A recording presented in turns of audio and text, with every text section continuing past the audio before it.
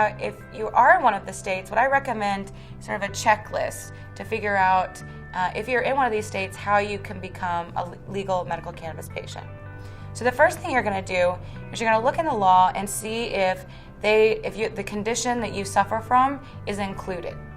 Now, this is a little ridiculous, and again, a lot of it is because of the politics, but all of the medical cannabis laws, except for California, actually specify what a doctor can and cannot write a recommendation for medical cannabis for.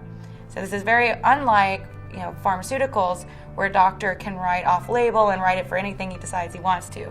But for cannabis, depending on what state you're in, that list is going to be very different.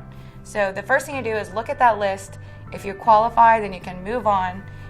If you're not a qualifying condition, you can write a letter to the Department of Public Health of your state and ask them to include your condition. And that's also something that's evolving.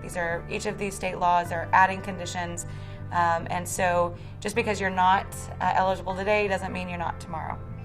Now, if you do have a qualifying condition, the next thing you want to do is see if there's some sort of special paperwork that your doctor has to fill out. Again, every state is different. Once you have the paperwork for your doctor, you may also want to look at other resources on our website about the condition that you want to talk to your doctor about.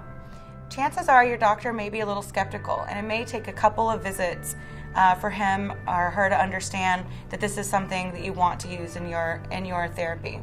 If your doctor is completely hesitant and just does not want to write a recommendation for you, he may say that the firm that he's a part of won't let him. She may say that the private practice she's a part of, and a lot of this are just excuses, and it isn't true.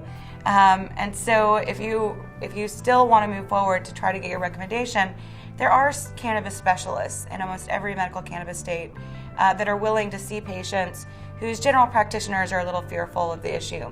If you're going to go to a cannabis specialist, it's our advice that you find out who the physician is that's on site, ask them if that physician is going to see you personally, and then look up and make sure that doctor is still in good standing. If it's a good clinic, they're going to want copies of your medical records. So to save yourself a couple visits, you may just want to have those in hand when you go to that visit. And once you have your doctor's recommendation, then you need to submit that to the state. And you're still not quite a legal patient yet in most states. Most states require an authorization from the Department of Public Health.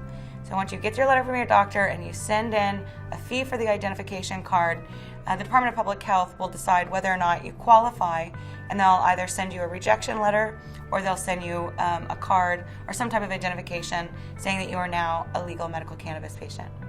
And again, depending on what state you're in, that card is going to mean different things for you. So again, as a medical cannabis patient, it's important to know the laws and stay up to date on what's happening in the courts and in the legislature.